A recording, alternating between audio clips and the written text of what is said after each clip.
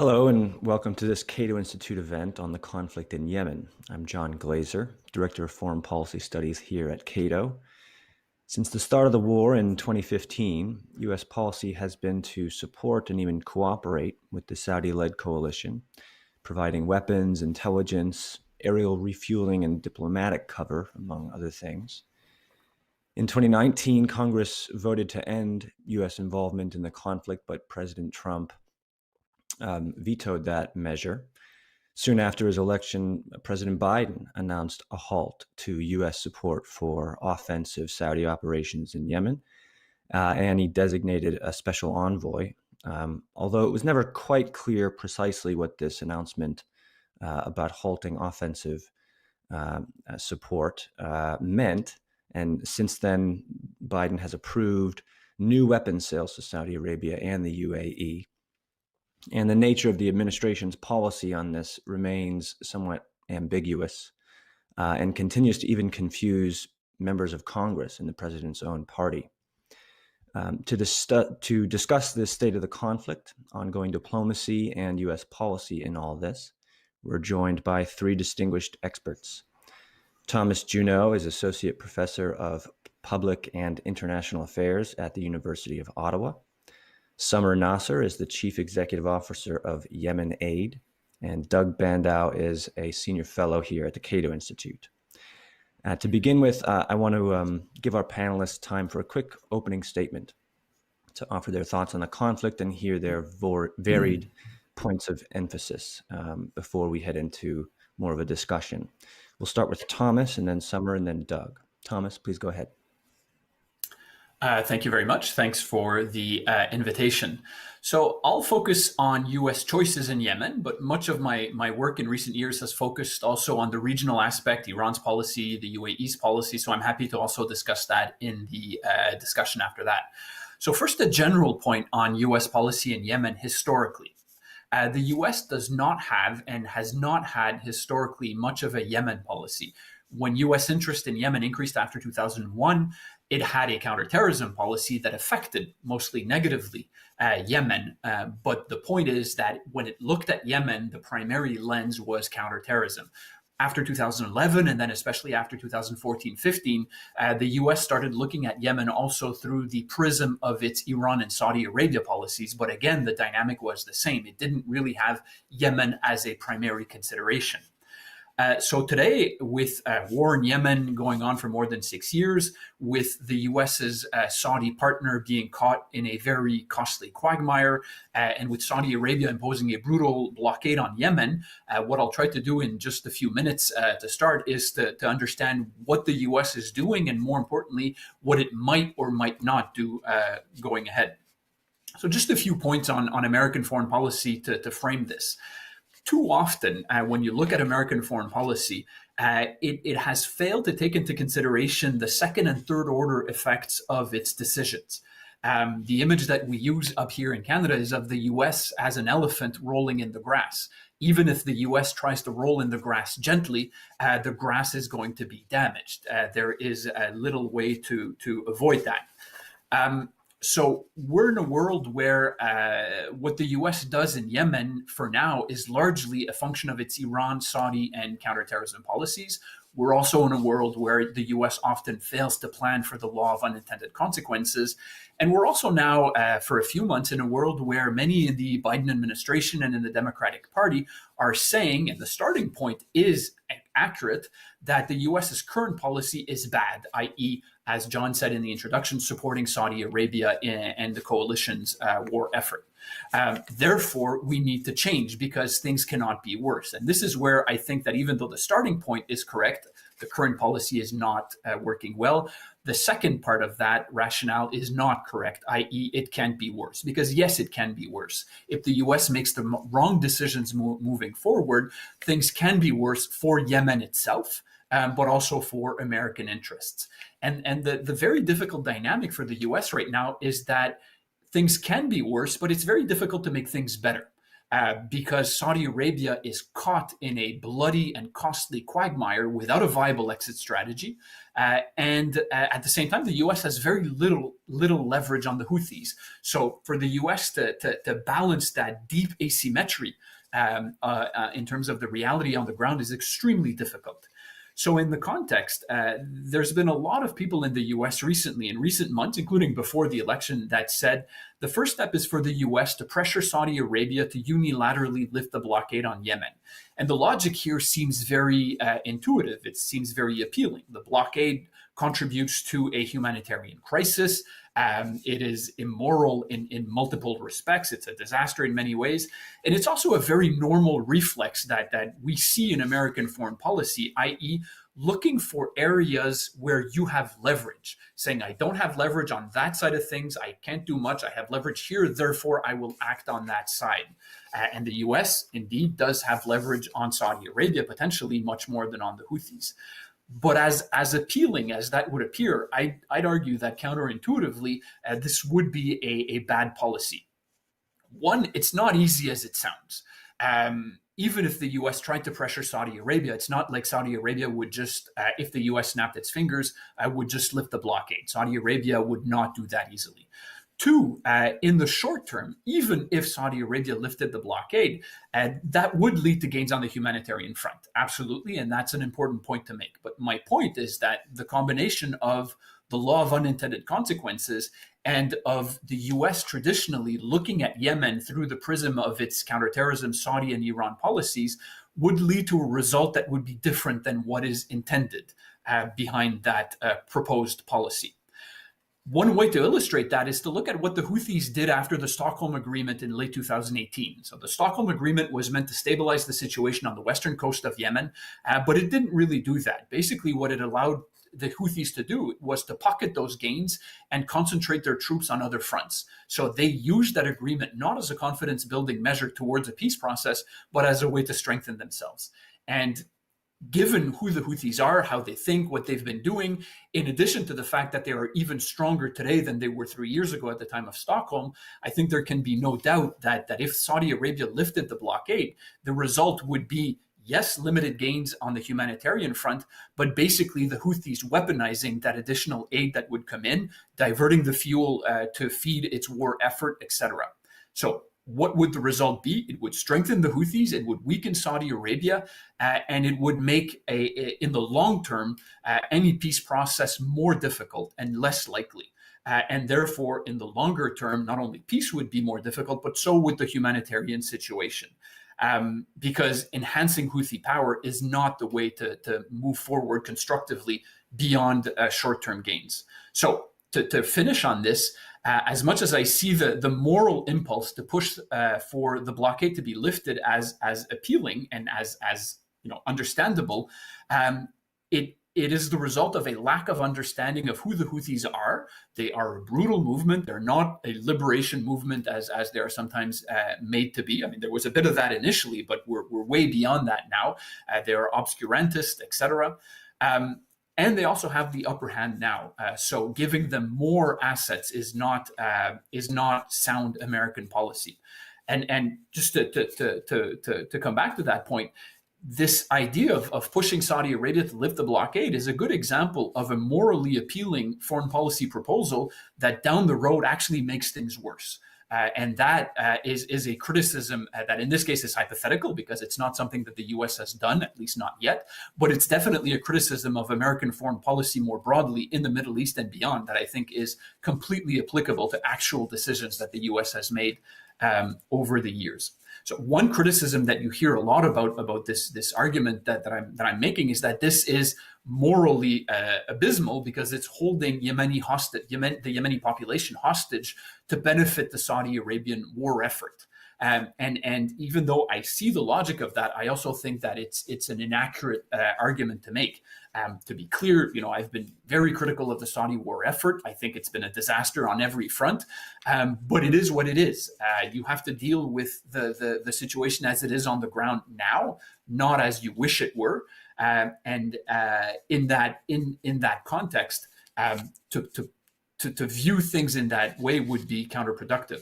So to finish, and maybe we can discuss that in the Q&A, what is the answer? What should the U.S. do? It definitely should push for the blockade to be lifted, but as part of a comprehensive approach to peace, and not as a unilateral gesture from Saudi Arabia. And I'll finish on that. Thanks. Thanks very much, Thomas. Summer, do you want to go ahead? Sure. Thanks so much, Thomas. I think you brought up some excellent points, and this is something that is reflective of those narratives on the ground. Obviously, Yemen is a very complicated country. And unfortunately, today we are pretty much receiving the attention for the worst kinds of reasons. It's basically the crisis really essentially started in 2014, and it was a coup against the state by Houthis. And now, after 6 years of war, we're dealing with 2/3 of the country in need of humanitarian assistance, a deteriorated and almost non-existent health sector, growing number of IDPs, and an increasing trend towards famine. And really an economic crisis. And evidently, I think based on the work that I do, it's really the economic crisis that's truly adding fuel to the fire. And obviously, due to the instability of the country, the currency, rate value, inflation, among other market value attributions.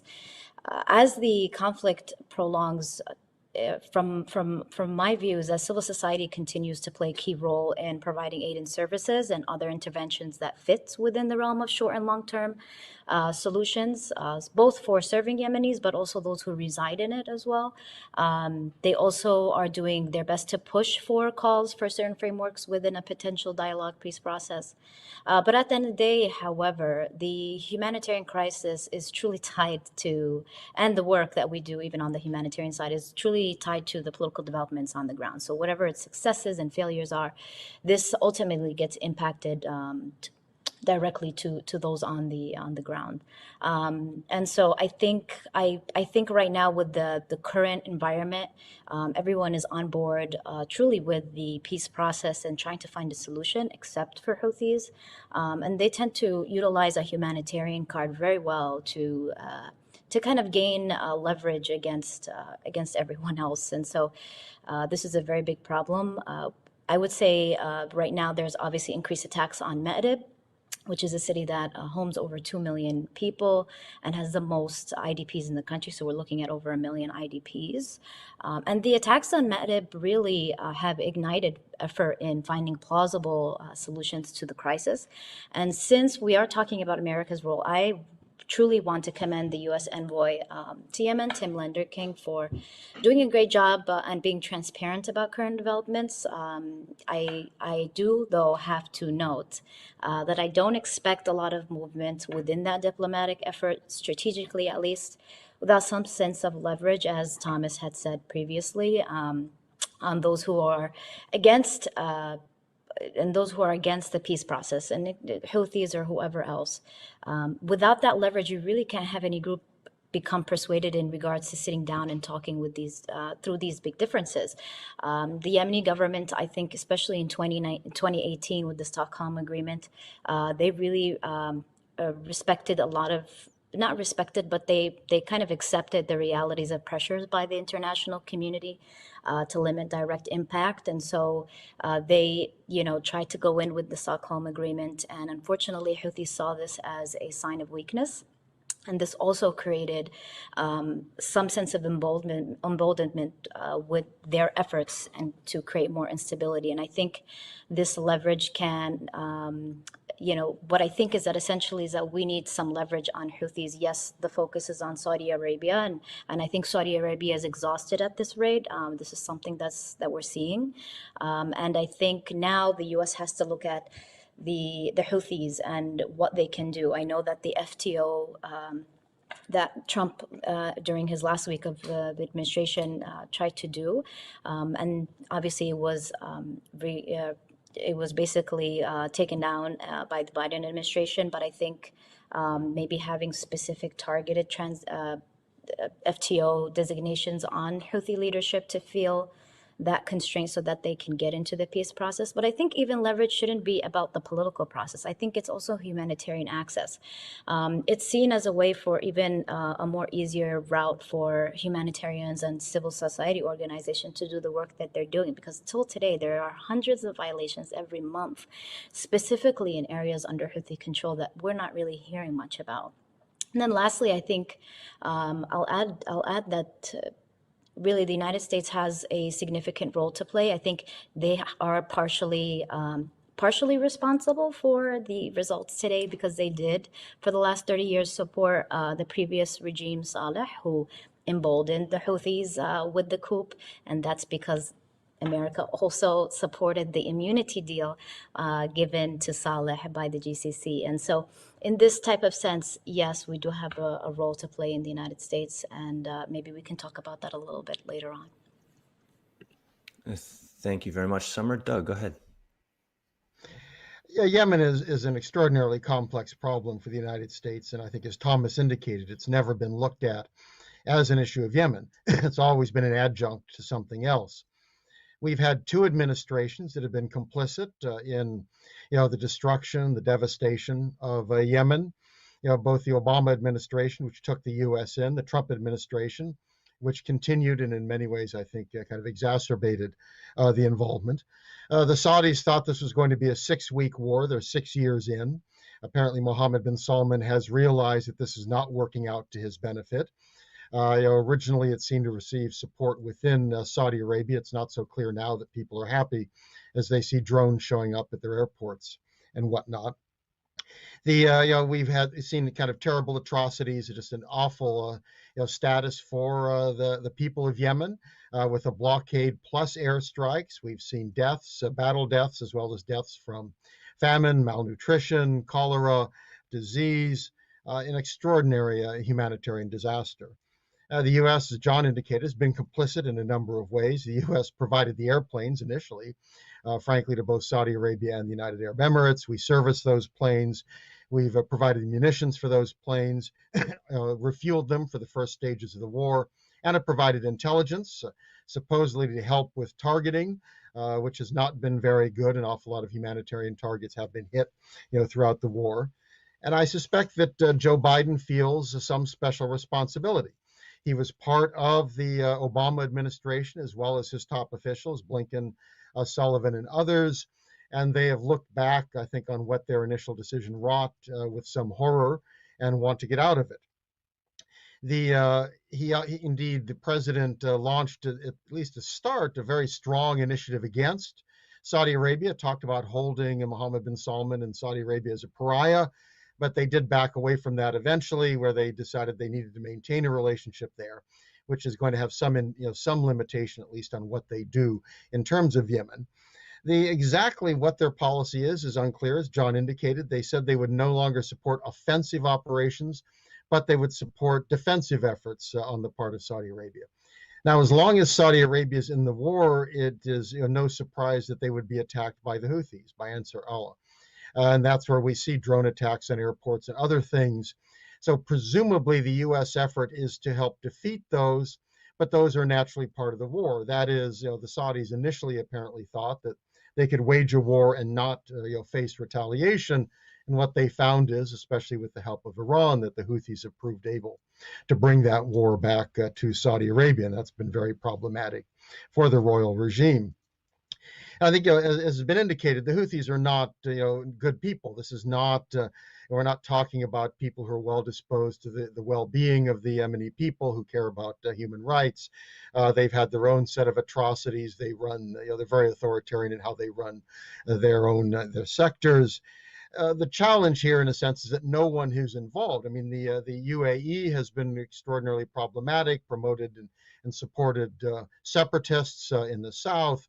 Imprisoned people. It appears to have taken islands and territory for itself. It has commercial ambitions. So we have multiple players here. Indeed, it's not clear how one puts Yemen back together, after 6 years of war and the centrifugal forces that we have seen. And the problem here is the U.S., I think, is out of its depth in trying to bring peace. Conflict has been a historic part of the modern Yemen.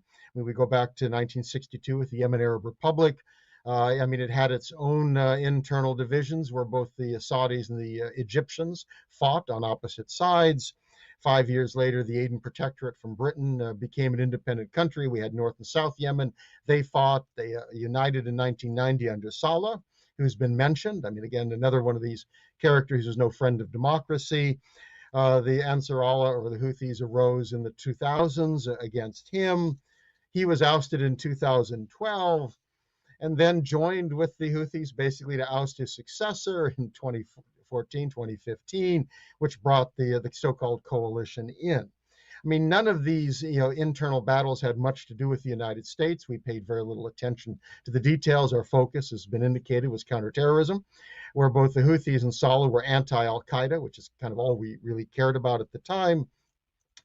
And the question is, why are we in now? Well, it's all about Iran, of all things. The Obama administration wanted to, convince the Saudis that we were still behind them and wanted their support for the JCPOA, the Iran deal. Of course, Trump drew us out, but his view was maximum pressure on Iran, and that included everywhere, such as Yemen, where he thought the Iranians were involved in one way or another. I mean, the Houthis have never been proxies.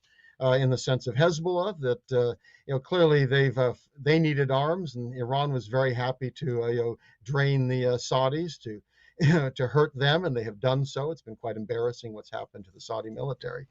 So the question is what to do now. I think the most important thing from an American standpoint is to get out of the war. That is, the U.S. has been involved in a war it should not have been involved in, and its involvement has been destructive in humanitarian sense. So to my mind, the emphasis for the United States is first, get out of the war, first stop doing harm. Now, it's certainly advantageous to try to promote peace. I mean, the problem for Tim Lenderling is that the ambassador, number one, doesn't seem to have a lot of support within the administration. At recent hearing, he was asked some details, and he said, well, I don't know. You'd have to ask the Pentagon kind of what's going on. He really needs to know what's going on. And the second is both leverage on the Saudis and on the Houthis. Leverage on the Saudis is primarily stopping helping them. I mean, that's really the leverage we have.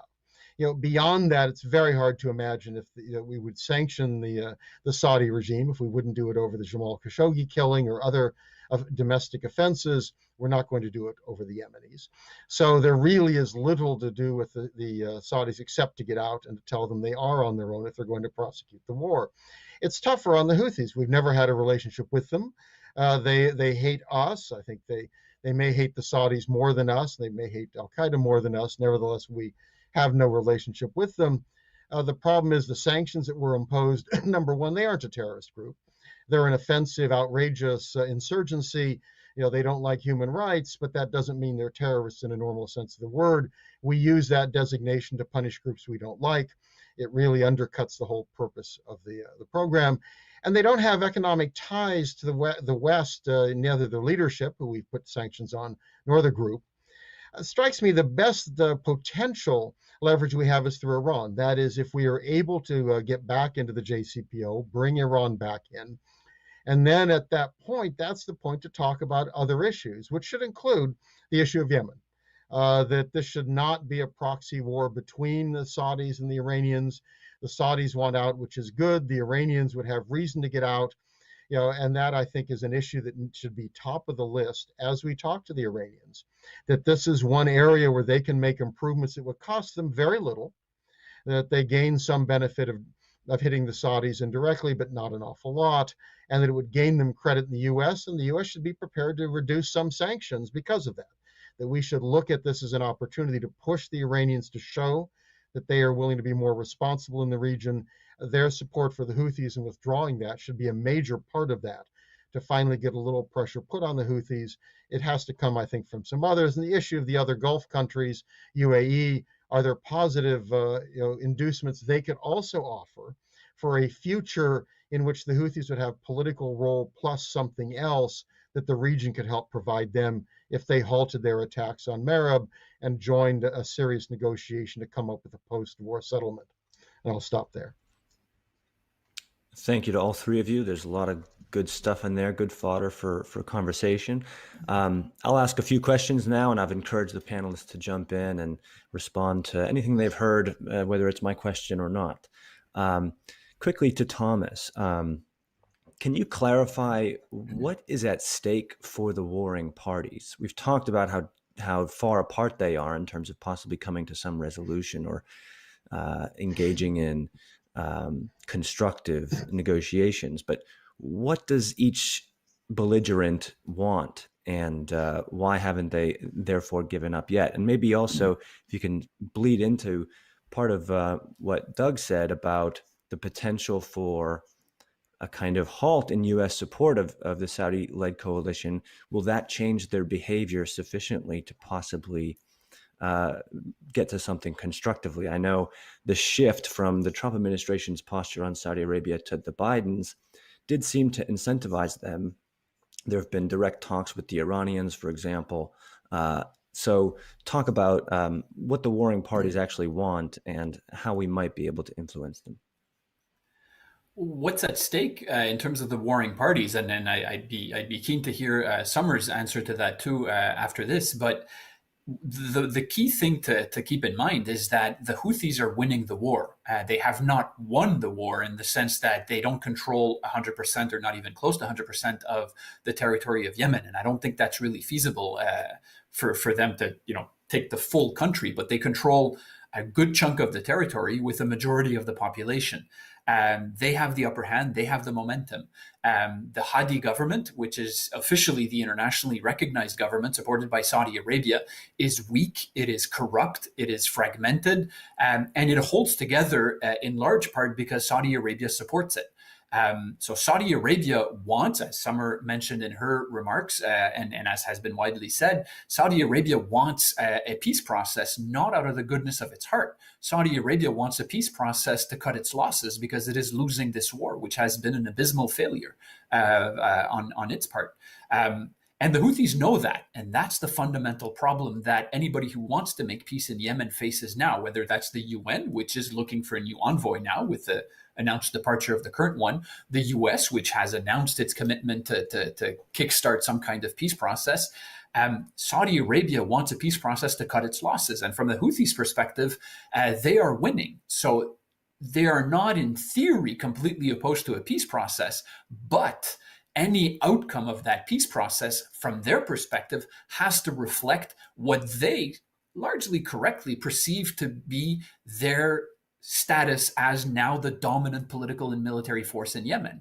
And the problem is that Saudi Arabia is not really willing to recognize that, and neither is the US. So yes, the US and Saudi Arabia want to make peace at this point, but the dynamics are not favorable for them and for peace because the Houthis are interested only in the narrowest sense. And as long as any kind of peace effort does not reflect that, the Houthis will reject any peace efforts and they will continue the war because for them, that means that they continue to make gains. Iran will be happy to encourage that because at little cost to itself, it is seeing its rival in Saudi Arabia getting bled. So, I'm not optimistic because of those dynamics. So I'd be curious to see what Summer has to say at that level, but saying that you want peace really is only a very small first step. Summer, I'm interested to hear any kind of response there. Yeah, go ahead. Sure, absolutely. So obviously, Yemen is very disfragmented right now, and there were errors, a lot of issues, even from administrative perspective, that could have been better for both the government, for Saudi Arabia. There was ample of opportunities specifically before 2018. I think while, Houthis for the United States are not considered a terrorist group, for Yemenis, they are. They do the acts just as what terrorism is. They destruct. They have a sense of ideology that focuses on supremacy and divine rule of against everyone else. And so in that sense, yes, for the Yemeni perspective, they are within that realm of terrorism. But I think, interestingly, the Houthis did thrive on the weakness of state institutions, and again, this is the fault of the government at this time, and they're feeling it. And it's not just. I guess the thing is, it's not just Houthis. Now we have other groups that are somewhat aligned to the government, but not completely in believing in some certain state institutions or representatives of those state institutions. But I think what I'm seeing, if you look on a map, I think you're seeing some sense of federalism in place. Certain groups hold certain areas, and while Houthis do for example, hold areas where there is a good chunk of population. I think right now there is some sense of understanding that if Houthis want the peace process, that they need to understand that no one is above the law in terms of the ideology, and that they have to align to state institutions and the constitution. But with Houthis right now is that they don't believe in that. They don't want to come near that. And so in that situation, how do you kind of bring everyone together? I think Saudi Arabia has a key role to play here, especially with factions that are anti-Houthi, which is pretty much the majority of everybody else in the region, and they need to start uniting those groups at least when there is a vacuum or when there's a gap. So when Saudi Arabia does leave, they have a sense of protection to understand that there's a fine line between another war and stability. Quick follow-up with regard to the humanitarian situation.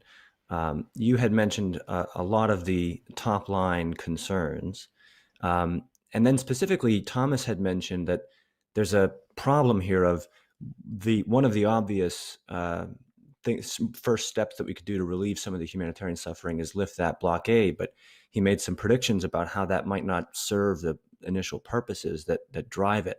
Do you have any comment on how to sort of get around that problem or resolve it? And just in general, what needs to be done for Yemenis to receive relief? Sure. So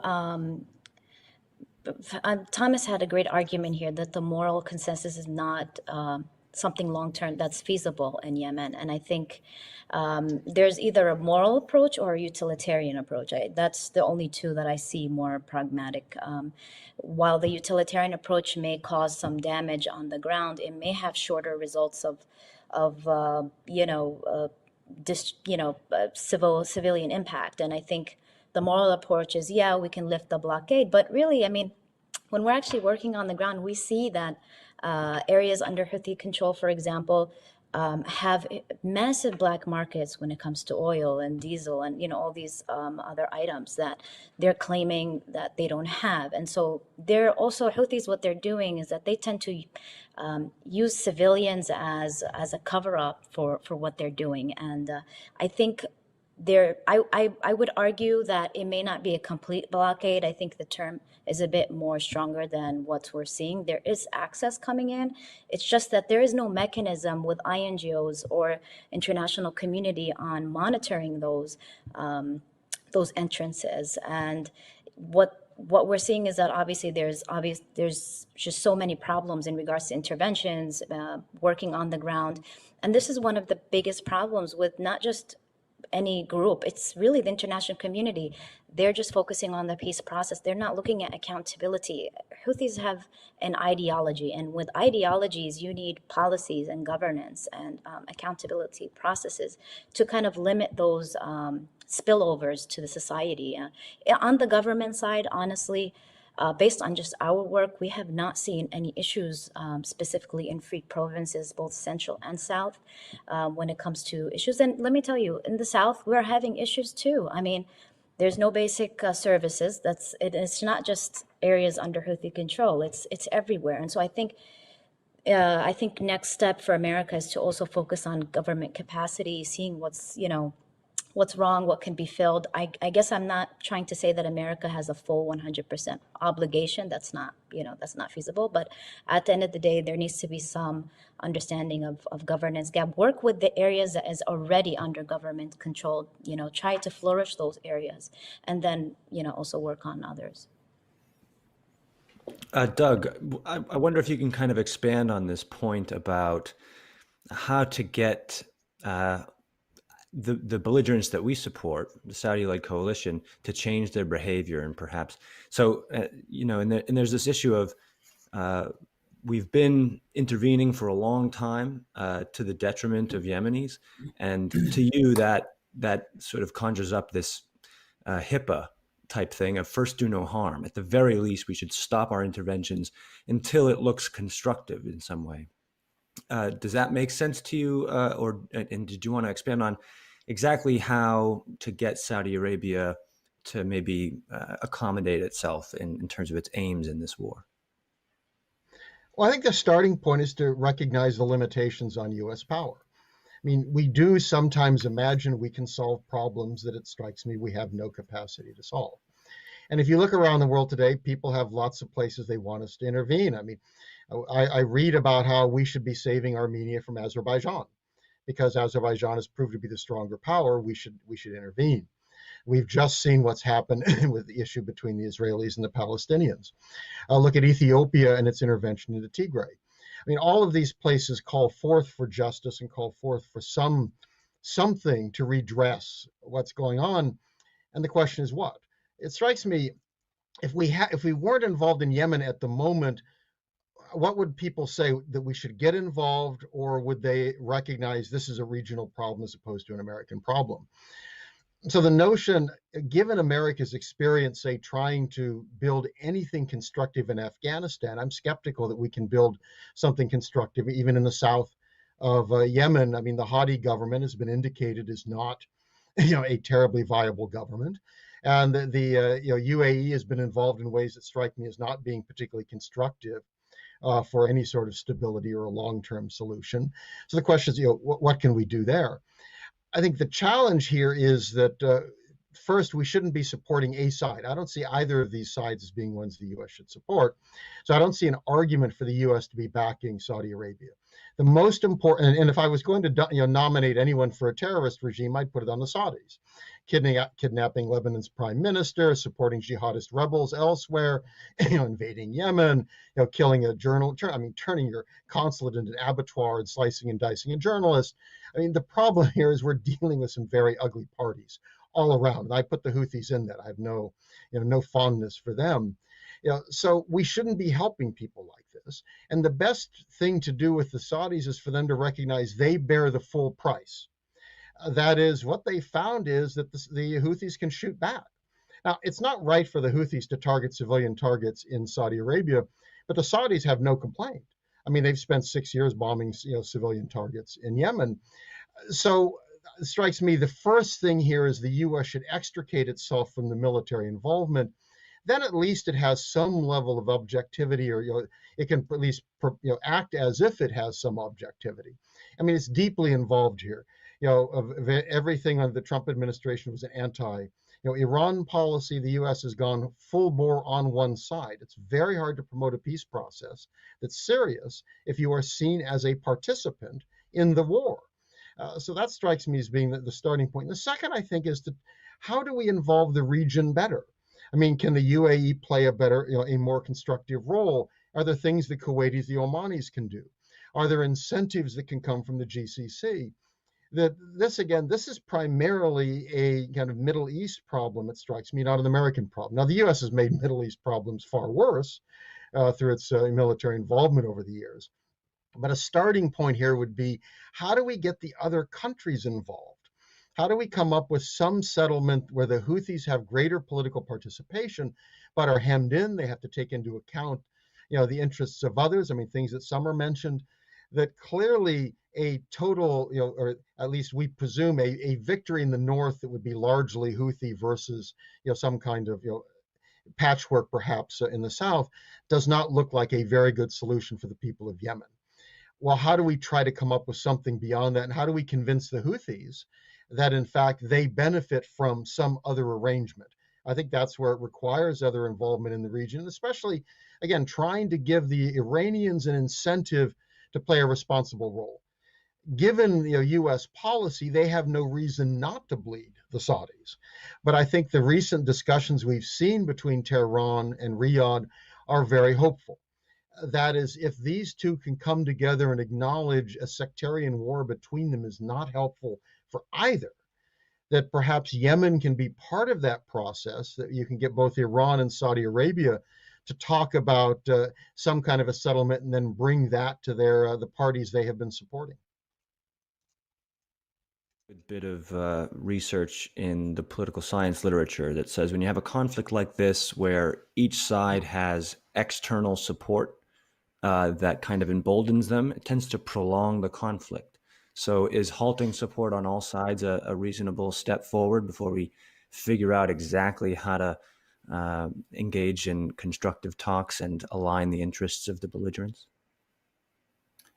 I mean, that's a good theoretical question that political scientists can have fun writing about, but I don't think in the real world it's a useful question, in the sense that I do not see any prospect of Iran stopping its support for the Houthis at this point.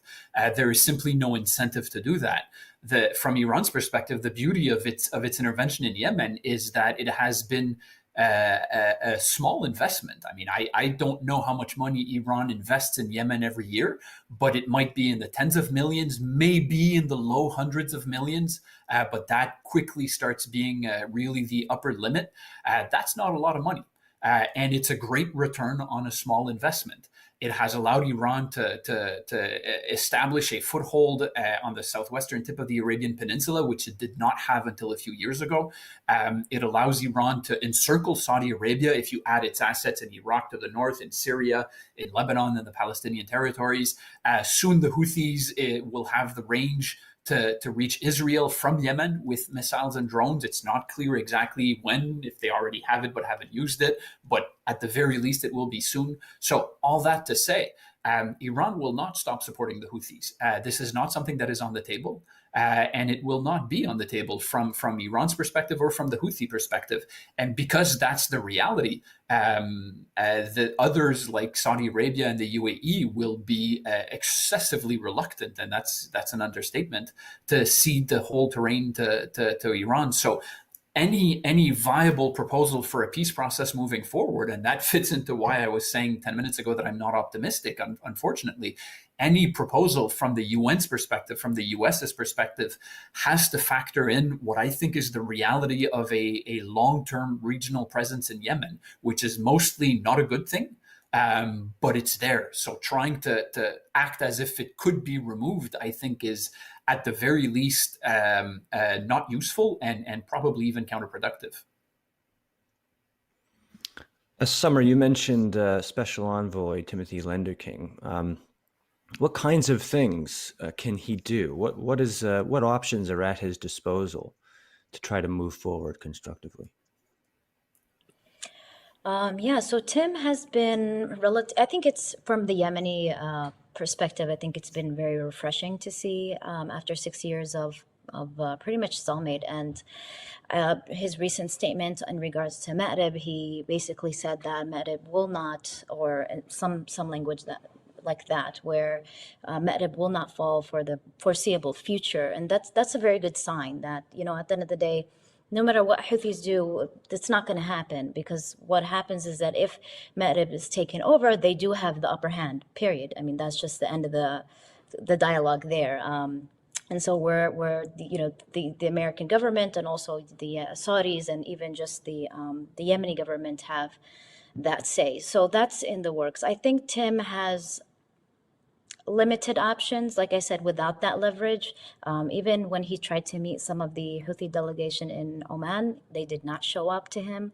And so that just shows you also Oman may not even have that type of power, that, or not power, but that type of influence with Houthis. And it shows you just the sense of personality that this type of group has, that it's their say or the highway. And I really am pessimistic. Without that leverage, without Houthis feeling that pain in regards to some sense of pressure on them, that they're not going to comply. So I don't have a good answer for you on that. All I know is that Saudi Arabia, the Yemeni government, and the international community are now ready to move forward for a peace process, to sit down and to talk. But like you said, and like Thomas said, Iran is not willing to do that. And so now the conversation is, what do we do with Iran, and how to kind of move forward with them. Doug, you if you're right that we can't do much constructively to resolve such a complex situation, do we at least have a responsibility to help provide and secure some humanitarian relief given our past policies? Oh, I think we should do as much as we can on the humanitarian side. I mean, the U.S. does bear responsibility for having joined, into this conflict and enabled the Saudis, especially and the UAE, to do extraordinary harm. I mean, one of the challenges here is the Houthis have not been terribly helpful when it comes to humanitarian aid. And I think, as Summer mentioned, I mean, it's clear a lot is diverted that ends up on the black market. That this is a problem with them as well. But yes, we should be prepared to do as much as we can on that. I mean, the difficulty here is that for the most part, we control only ourselves. We don't control anyone else. We don't even control the Saudis, let alone control the Houthis or the other groups. I mean, again, there's a patchwork of different groups that are involved. The UAE has taken a different stance than the Saudis. So it's very, very difficult to bring this to a conclusion. And I do think that to some degree, I mean, it's certainly worth recognizing that the Saudis have brought a lot of this on themselves. Now, it's not helpful for the rest of the region, but it's very hard to be sympathetic when they've walked into something that allowed them to be bled to death, that they had extraordinary expectations, quite unrealistic about their own abilities as well, apparently, as the inability of the Houthis to fight back. So it's true to be very tragic for the Yemenis. But I don't think supporting the Saudis is the answer to that. I mean, if anyone on earth needs to, be brought back to, kind of rationality, it's Mohammed bin Salman, and apparently he has. I assume at least that's why we've seen meetings between the Saudis and the Iranians. And I certainly agree. At the moment, the Iranians have no reason not to not to keep this policy going. The question is, can we give them that incentive? I mean, if they get back into the JCPOA, are we prepared to try to negotiate on other issues? We have said we want more negotiations. Well, the question is, what are we prepared to give? Are we prepared to offer them something positive, to act in a way, in Yemen? And especially, we've had some potential apparent dealings between UAE and Iran, that there may be something in the works here that we can imagine coming out of this, but it does require something new. I agree. But this, again, is another problem of U.S. policy. Maximum pressure gave the Iranians no reason to behave on any issue. I mean, instead, they had a good reason to cause as much trouble as possible. And certainly that was the policy in Yemen as well. So as we back away from that, is this something that we can use to advantage in Yemen? I mean, I don't see any other good options. I just don't see where the U.S. gets leverage over the Houthis. Sanctions won't do it. And beyond that, it's not clear to me what one would imagine. It certainly was not going to be U.S. Forces going in, and helping the Saudis has not been helpful. So if that's the situation we're in, what are the alternatives? I don't see a better alternative.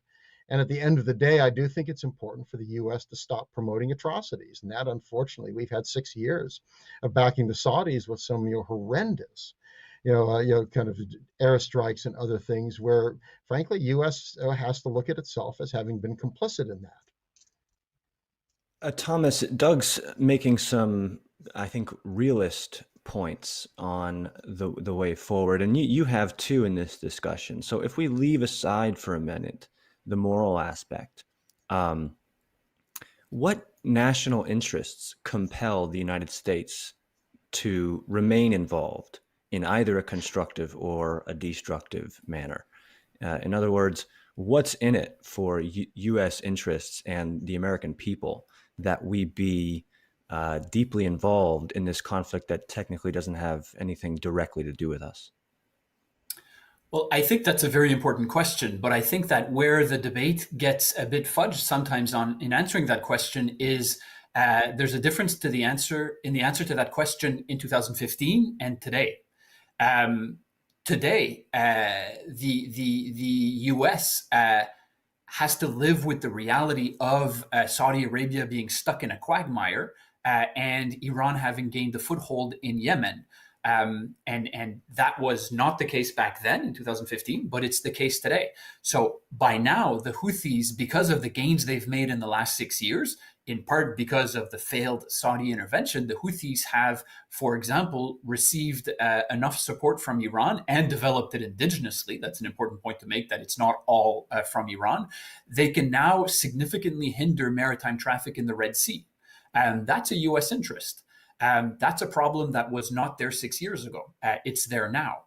So That's why when I hear the argument the US should do no harm and therefore extricate itself, these are not the same thing. In 2015, they might have been the same thing. Not anymore. By extricating itself from the war in Yemen today, which is an idea that floats around a lot in the US now, the US actually does harm. That's a tragic reality, but that is the reality. So there is no obvious good answer to that. I don't have any magic solution that the US, on a realist logic, could promote their interests and genuinely help the situation in Yemen.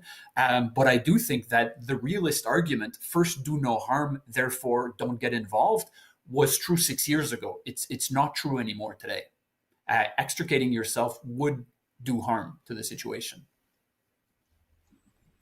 Summer, I'm going to take a question from the audience here, which I'll get back to later. But Philippe Capet, I think that's how you pronounce it, asks, there seems to be a consensus that lifting the blockade would strengthen the Houthi bargaining position. Is it possible that this would help bring about a peace agreement with the Gulf states? And would this be a good outcome? In other words, might the resulting impunity for Houthi leaders be worth the benefit? Yeah, so there are two arguments to this. The first is, well, maybe we should limit aid, which I believe this year it's around 30% of funding for UN agencies. And there's a reason to that. Countries are really getting tired of this conflict. There's no solution ahead, or there's no signs of solutions. And so one argument would be that some of these countries find that humanitarian aid can be some sense of leverage to the Houthis to actually sit down on the table. And so that's one view. The second view is that no, we should always continue to send over aid. But the reality is that there has been tremendous acts of political use of aid in Houthi territory. U.S. aid stopped its programs at one point under Trump administration because of that issue. And so I think if it's not a military solution, then there has to be the opposite of that, the moral conciseness that, hey, we are going to have to probably, if you want oil or diesel, whatever issues that you have, and we send it over to the Hodeidah port, that means you have to come in and sit with us. And the government just yesterday, the foreign minister, Dr. Ahmed bin Mubarak, gave let in a few shipments to Hodeidah port. Saudi did the same thing last month as well, as a sign of gesture to say, hey, let's have a conversation. But unfortunately, it's not working. Doug, sorry, lost my train of thought there. Did you have anything to respond to there? Or maybe you could speak to that actual question. Is it possibly worth the benefit to the Houthis if the conflict can calm down? Well, the Houthis want to win. They're clearly prosecuting the conflict now because if they do take over Marib, they dominate the north. Marib's an extraordinarily important city in terms of energy and the population. If they win there, it gives them, at least in the north, essentially victory. So it positions them very well for any sort of discussions to come. The challenge is that when you're winning, you want to continue.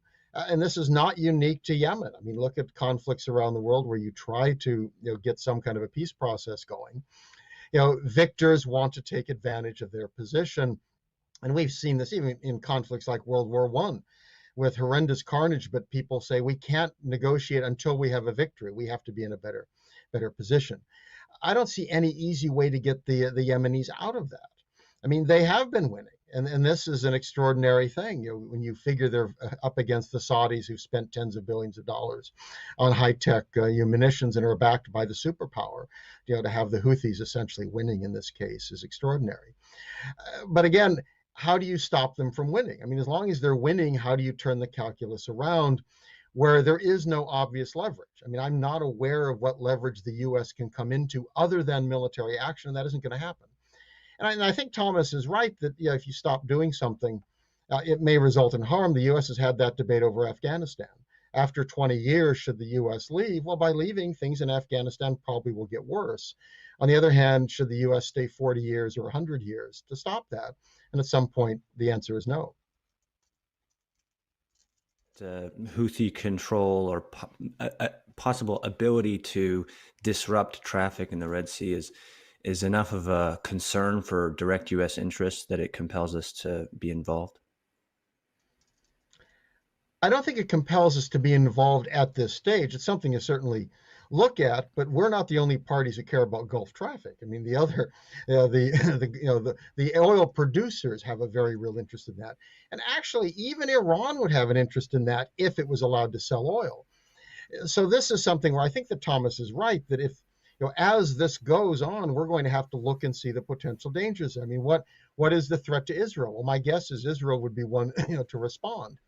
That one, we need to be aware of that. And I don't think the Houthis are entirely stupid. That is, if they have a chance to win and dominate the territory they control, do they want to bring Israel in by attacking Israel? Do they want the U.S. to show up and start making drone strikes on their leadership, this kind of a thing? So this is one reason why it is important that we have some kind of a dialogue, I think, with the Houthis. That we will be watching our interests, and they can be certain that other countries like Israel will be as well. That should be part of this. That I think that will be taken into account. We need to be wary of that, but it's not a reason to stick around today. Summer, if the United States were to approach the Houthis and want to directly talk with them, what would the Houthis be looking for? What kinds of things would the United States have to bring to the table? The first is obviously just as with any other group or country or government, they are always talking about opening up the airport of Sana'a. They're looking at Hodeidah port, full access, no sense of mechanism in place. And that's the Stockholm Agreement. I mean, the reality is that there was a point for opening up Sana'a airport, but they did not want any sense of security checks. They wanted open, free, air traffic coming into Sana'a airport and leaving as well. And that's obviously not going to happen. You're dealing with a group that are non-state actors, and you never know what's been coming in. And even there was a time where there were planes coming in from Iran to Sana'a, and there were reports of issues regarding some sense of weapons, whether it's guns, and not even just at the airport. I mean, the U.S. just found a very large shipment of arms. And what's so brilliant about Iran is that they don't supply Houthis with such large, fascinating, sophisticated weaponry. They give them the little things, and then those little things end up becoming bigger issues. But I think the humanitarian would be one. But the reality is that Houthis do utilize that to their benefit. But just for Doug's point, I think Houthis, if I was a Houthi, I wouldn't obviously let go of anything either. I mean, these are tremendous gains that they never even thought or imagined they would actually have today. But at the end of the day, Houthis are not people who follow state institutions. This is a militia group, and they know nothing except for war, and they thrive in conflict. So the end of conflict means that they become weaker. And so this is something that needs to be obviously addressed. And one of the hardest, I think, plays when it comes to Yemen's conflict, that at the end of the day, when Saudi is out, when America's out, and whenever that happens, it's really comes back down to a Yemeni problem. Thomas, along those lines, what about the internal political dynamics in Yemen? I mean, the Houthis are obviously dominant, and it's difficult for politics in the ordinary sense to make any kind of progress or have constructive developments under a crushing war like this. But are there alternatives in Yemen to the dominance of the Houthis? Are there other folks offering plans and political platforms? That's a good question, and I think to try to connect your question to the theme, which is of the event today on America's role in Yemen, and thinking about what leverage does the U.S. have, what could the U.S. do concretely to try to allow it to push its interests better, and at the same time to try to help stabilize the situation in Yemen. And I think that comes back to a point I only started mentioning a few minutes ago, which is the role of President Hadi. President Hadi succeeded Saleh in late 2011, early 2012. He was selected as part of an election in which he was the only candidate after all the turmoil of 2011 that led to the departure of former President Saleh. Hadi is a lowest common denominator that main factions that support his government agree to support him because he doesn't threaten their position. He is not a strong leader. He is deeply corrupt. He is not especially competent. If anything, he was chosen as vice president in the 1990s by Saleh, in part because he would not threaten Saleh himself, right? I mean, that's dictatorship 101. Do not choose a strong number two who could eventually threaten your own position. I mean, that's one of the reasons why he was there. There were others, but that was a key one. So today, I don't see how two things can happen that we would want to happen with as long as Hadi's in power. The internationally recognized government cannot regain some sort of momentum as long as he's at the leadership, because he is too weak a leader. He is not strong enough. There are also rumors that he's not in good health. That doesn't help. He spends most of his time in luxury hotels in Riyadh. He's disconnected. He's surrounded by a small clique of yes men who are themselves deeply corrupt, including members of his family, et cetera, et cetera. And the other thing is that Hadi arguably knows that if ever there is some kind of post-war settlement that approaches, there's no serious role for him in a post-war Yemen. He would eventually get marginalized, and not only would his political life, but arguably his physical life would also be in danger, and also his economic well-being, because he and members of his family are seriously enriching themselves as war profiteers. So for all of these reasons combined, Hadi is an obstacle to the U.S. pursuing its interests in Yemen and to peace in Yemen. The problem is that it's very difficult to make him move. He himself will not go down without kicking and screaming, and that is not easy. But also the multiple members of the coalition, the very loose and fragmented coalition that supports the internationally recognized Yemeni government, it's not clear to me that there is any kind of remote prospect in the shorter midterm of them agreeing to a new leader, to a new president.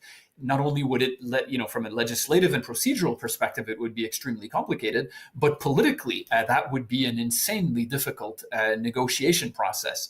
But it's probably something that has to happen. Because I, again, do not see how things can really get better as long as he is president. So from the U.S. perspective, obviously in talks with Saudi Arabia, which has no love for Hadi, possibly with the UAE, which has a very dysfunctional relationship with Hadi. They do not like each other at all. That probably should be on the table at some point. It would be a very disagreeable moment and topic to broach. But I don't think there's an alternative if things are to get better. Doug, part of the reason the United States has been so supportive of Saudi Arabia in this conflict is because there's a belief that Saudi Arabia is incredibly important to U.S. interests and that our relationship with them needs to be maintained in order to secure this, that, or the other thing. Can you speak to that? What is the nature of the U.S.-Saudi relationship? How does that redound to the U.S. benefit in terms of the national interest? Well, much of the benefit is economic and energy, which has little to do with government. That is, the Saudis want to sell their oil. They will sell it on the international marketplace, whatever the relationship is between the U.S. and Saudi Arabia. I think Saudi Arabia's importance is overplayed these days. Its energy role is less. The U.S. has done much better in terms of domestic production. And while it's an international marketplace, there are other sources of supply as well. So Saudi Arabia no longer matters nearly that much. The U.S. is always, the Middle East has always, been a concern of the U.S. because of Israel. But I mean, Israel is essentially a regional superpower and has forged this new relationship with a number of the Gulf countries, and at least an informal one with the Saudis, if not an official one. I don't see any reason any of these would change whatever U.S. policy is. I don't think there's any reason for the U.S. to treat Saudi Arabia as an enemy. What the U.S. should do is no longer essentially allow Riyadh to set policy in Washington. I mean, the Trump administration apparently convinced that arms sales provided massive numbers of jobs, and for other reasons that no one could quite understand, it really did go far overboard in embracing Saudi Arabia. I think that the U.S. should put some distance there, especially because of human rights issues. I mean, on almost any rating, Saudi Arabia is actually worse than Iran. You go to the Freedom House rating. As I remember, Saudi Arabia came in, like the bottom 10 out of more than 200 countries and territories rated. So that, at the very least, should cause the U.S. to step back. I do think there's some hope. Mohammed bin Salman has, released some prisoners after Joe Biden was elected. I think he's sensitive to the criticisms and the fact that he's moved to engage the Iranians after saying that the supreme leader was worse than Adolf Hitler, suggests that he is himself somewhat of a realist. So my view is the U.S. should continue that policy, that there's no reason to go overboard, and we shouldn't feel a great need to continue support for Saudi Arabia in this war after 6 years of doing so. Whatever obligation we have to them in that regard has been finished, and it makes, I think, sense from an American interest standpoint to back away. There's a question, an anonymous one from the chat. We've addressed this. Doug has spoken mostly to it. I believe Thomas might be skeptical, but still maybe an explicit answer on this from any of the panelists. Would a new JCPOA or a return to the old one create enough leverage with Iran to pressure them to get with the Houthis to get to the negotiating table and do something constructive? Thomas, you've indicated you think Iran is essentially unmovable on this. Yes. So to be clear, I thought withdrawing from the JCPOA was a big mistake on the part of the Trump administration. And I largely endorse efforts by the Biden administration to try to rejoin the JCPOA and recreate some kind of deal. We'll see what exact format it takes. So that in my mind is clear. The U.S. has an interest in formalizing the capping of Iran's nuclear program. And that I think is clear. My hope, and I have to be clear that the word here is hope, was in 2015 that beyond the JCPOA, the US and Iran and other regional players could build on the JCPOA to try to achieve some other gains on the regional front. But I was never optimistic that it was going to happen. For me, that was not a fatal criticism of the JCPOA, because the capping of the nuclear deal itself was sufficient as a standalone gain, and I was fine with that. I think today, if anything, that hope is even smaller than it was in 2015, simply because Iran has entrenched its position in Iraq and Syria and Yemen in particular, whereas in Lebanon and the Palestinian territories, it is more or less the same as it was in 2015, but it is far bigger in Iraq, Syria, and Yemen in particular.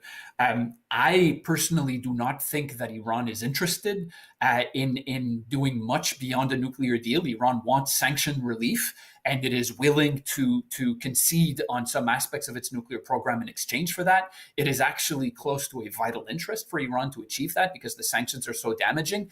But at the same time, Iran perceives its presence in Yemen, in Iraq, Syria, Lebanon, the Palestinian territories as a vital interest, and it will not be willing to offer more than token concessions on that. So yes, I support a new JCPOA. I think it is in the U.S. interest. But beyond that, by all means, let's try, but I would not hold out much hope.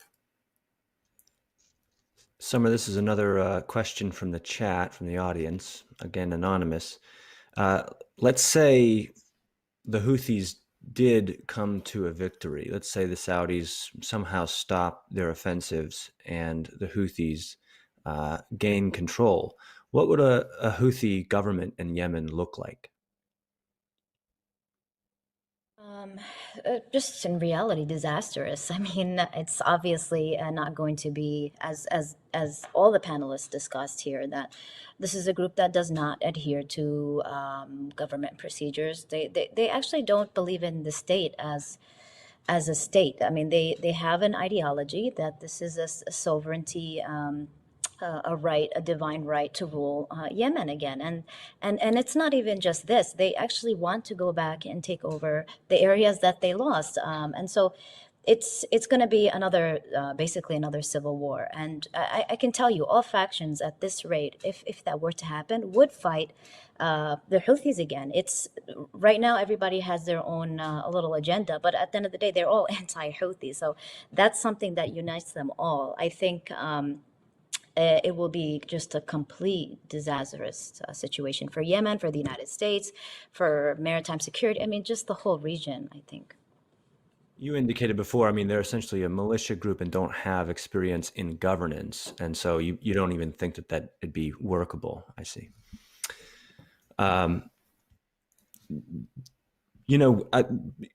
general, the United States has been bogged down in the Middle East under the presumption that it's of great strategic importance. And, we have a lot of other concerns in the world that we need to devote resources and attention to. On the one hand, remaining focused and bogged down like this in this kind of conflict in ways that are not constructive, as I think the panelists all agree, that takes resources and distracts us from potentially more important things. But our involvement thus far has also kind of damaged our reputation, and it's kind of undercut America's ability to, say, criticize China on human rights in this, that, or the other area.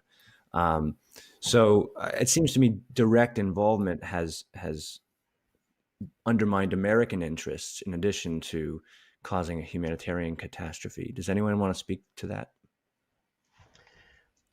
Well, I think that if you look at U.S. policy, certainly over the last 20 years, it's very hard to see anything constructive. I mean, I think Iraq has been a catastrophe, the invasion of Iraq.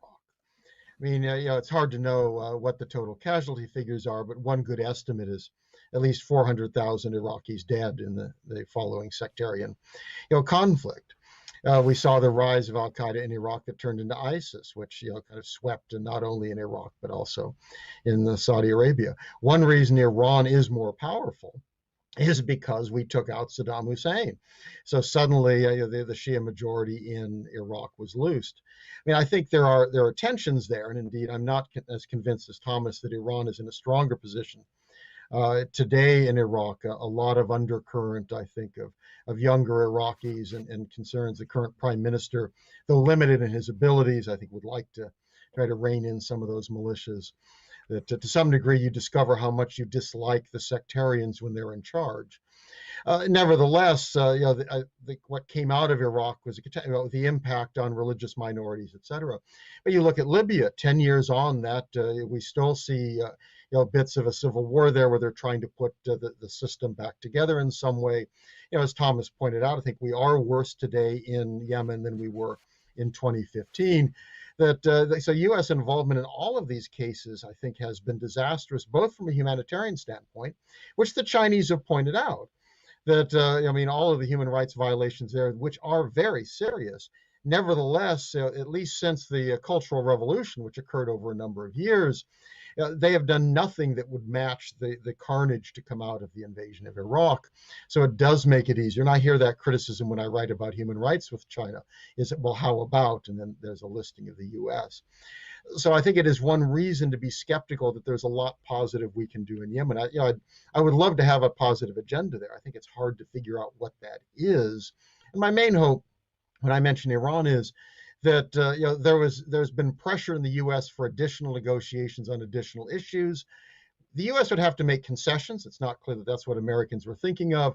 And I think the big problem now is we are very likely to see the next government of Iran, along with the legislature, being much more hard line, which is likely to make agreement on anything, much harder.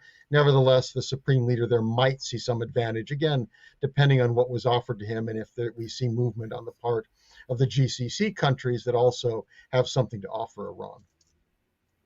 Thomas, did you want to speak to this? Philosophically, I'm in agreement with much of what Doug just said in terms of the criticism of the legacy of U.S. intervention in the Middle East, in terms of the U.S. I like to think about, as a former bureaucrat, I like to think about foreign policy in large part as an issue of bandwidth, and the Middle East occupies too much bandwidth in the limited agenda that the U.S., as a government, as a state, is willing to invest in foreign policy generally, and that it has interests in Asia in particular that it neglects. So on that issue, I think I'm philosophically in agreement with Doug. And that's why I think if Doug and I had this conversation in 2015, we would have come to an agreement on what would be, maybe an agreement on what the U.S. Should have done. But by now, by 2021, given the reality on the ground in Yemen, given the reality that Saudi Arabia is losing, that the Houthis have the upper hand, and that does have consequences, not just for Yemenis, not just from a moral perspective, which I'm not dismissing, but I'm willing to put aside for now. From a U.S. interest perspective, speaking as someone who generally identifies as a realist in foreign policy, to back away at this point, to extricate itself from Yemen, where the U.S. is only indirectly involved, right? I mean, the U.S., as was said, has a role to play, or plays a role, but is not itself bogged down in Yemen. That has a cost to the U.S. It makes the situation worse for Yemen, for Yemenis, as Summer very clearly said, but I think also for U.S. interests. So does that mean continue current failed policies that are not working? Ideally, no, because the status quo is not advantageous. But I do think that from a realist perspective, not from a neocon or liberal internationalist or interventionist perspective, from a realist perspective, for the U.S. to simply walk away from Yemen is not in its interest. There are things that the U.S. can do that would be worse. What can it do to make things better from a realist perspective? It's hard. But what I mentioned on President Hadi, I think that's one element. Trying to get a new UN Security Council resolution, because the current framework for the peace process is dysfunctional and not workable, and perhaps other steps, but definitely it would not, in the best of cases, be easy. So when Doug refers to, I don't think the U.S. can make a positive difference, or I may not have the exact words you mentioned, I think you're right. But the counter argument to that is true, but it can make an even more negative difference if it's not careful. If I can add, please, John. Please. So the United States obviously has had bad track records in regards to Yemen. Like I said previously in my intro remarks, there's also the issue that kind of focused on that narrowed policy, which is counterterrorism, which is a whole nother session, honestly. And it supported Saleh, it supported their regime, dictatorship. I mean, we're talking about the whole 9 yards. But the Houthis, regardless of their propaganda, they would still, I would assume, they would still like to communicate with the United States.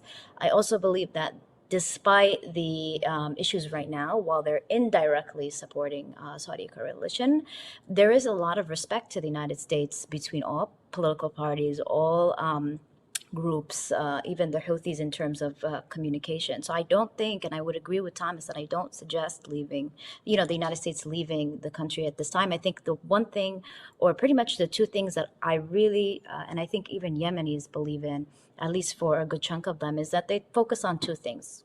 Obviously uniting, there's a lot of disfragmented groups, so uniting those efforts, uniting those groups together. They all have the same goal at the end of the day. They're all anti-Houthi. They want to make sure that there's stability in their provinces, but also the National Dialogue Conference. This is an important piece of framework that still gets sidelined, unfortunately, today. While it needs to be amended in terms of the federalist approach, I think, overall, there is a framework there. The Houthis did accept it, and then at one point just flipped on that conference. But the National Dialogue Conference, Tim Lenderking can also play a huge part on allowing all groups, including the Houthis, to abide by it as well. We have just a few minutes left. I thought I'd just offer each panelist some space to give final comments and hit your points one final time. Doug, why don't you go first? And then we'll go Thomas, and we'll end with Summer. I'd certainly like to see the U.S. try to play the role of a peacemaker. I think that Ambassador Lenderking, deserves all of our support, and I'd like to see the administration give him more support. That he should play a leading role, and I'd love to see the U.S. try to establish a dialogue with the Houthis. My view is that we should stop being a war maker. That is, we should stop military support for the Saudis. We are much more likely to have credibility playing peacemaker for not essentially a party to the conflict. The U.S. has long had that problem in the region, and we've had that problem in terms of Israel-Palestinians. The U.S. is an ally of Israel. It's hard to claim that you're kind of co-equally promoting a peace process there. We've had that problem elsewhere where we're a participant. And I think we need to look then beyond the United States. To what extent can the other Gulf countries be helpful? Is there opportunity as part of the changing relationship between the Saudis and Iran? Is that a possibility? Is that a serious thing going on? And to what extent are people in Washington serious about having a better deal with Iran? Are they willing to put things on the table like more sanctions relief? If so, then they can ask. I mean, they have an opportunity to try to bring the issue of the Yemen and the Houthis into that. So I think the U.S. should be involved in that way. What's critical is the U.S. not take this on as a military commitment. We need that, I think, is where we have to back away. It's not a question of promoting peace. If there's an opportunity, let's do so. And I think Thomas's ideas are quite worthwhile, but getting a new Security Council resolution past the Russians and Chinese who feel lied to Libya is not going to be easy. And the Chinese have no reason to be helpful for us on much of anything at the moment.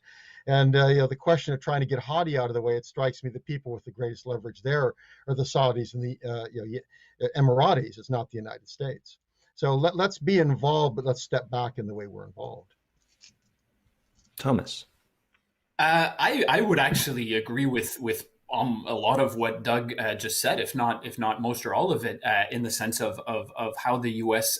Could or should approach peace. I think the key issue is one of sequencing to make sure that unilateral moves on the part of the U.S. and/or Saudi Arabia are not poorly timed, in the sense that now we know. I mean, it was suspected before, but now we know that what the U.S. would see, because of how it views the role of diplomacy and its own role as a confidence-building measure, dropped unilaterally. The Houthis will simply pocket and move on and exploit the opportunity.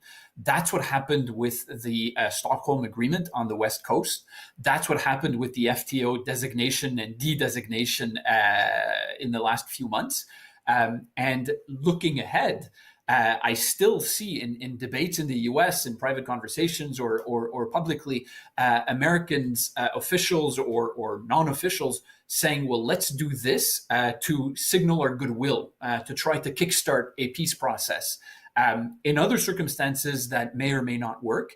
In the current circumstances, that's not going to work because the Houthis will not reciprocate with goodwill. They will pocket the concession and gain an additional advantage in a world where they already have the advantage. So yes, by all means, the U.S. should, and the way Doug framed it, I agree at a conceptual level, try to shift from war making to peacemaking, but keeping in mind that the sequencing of steps in that process can easily go the wrong way. Summer. Yeah, absolutely, Thomas. I agree. Sequence matters. It matters for optics. It matters for the realities on the ground. I personally would like to see a more direct relationship between the United States and Yemen, rather than viewing Yemen as just the backyard of Saudi Arabia. I think this is really, really important and may end up solving a lot of potential issues in the near future if, God forbid, they were to occur. I think at the end of the day, it's never going to be about a war between Saudi Arabia and Yemen. It's always a coup, and it's been brilliantly transferred in the way that the Houthis wanted, which is this is a Saudi Arabian issue, this is an American issue, this is external forces and mercenaries and this type of language. It'll always come back to a Yemeni issue. And so while we can utilize external efforts and countries to put pressure, but at the end of the day, it's the will of Yemenis that needs to be done. And then lastly, like I said, I think one potential piece of optimism that I have is that while there is a lot of division, there is still a sense of unification in regards to being anti-Houthi or, pro-government. It's really just state institutions versus militias or coups. And there's no other way to frame it, honestly. So definitely the National Dialogue Conference and that piece of result, while it could be amended, is a great start to move forward. Well, I want to thank all of our speakers for an engaging and informative discussion. Thank you all for watching, and the video of this event will be up on the Cato webpage later today or tomorrow. Thank you all for joining.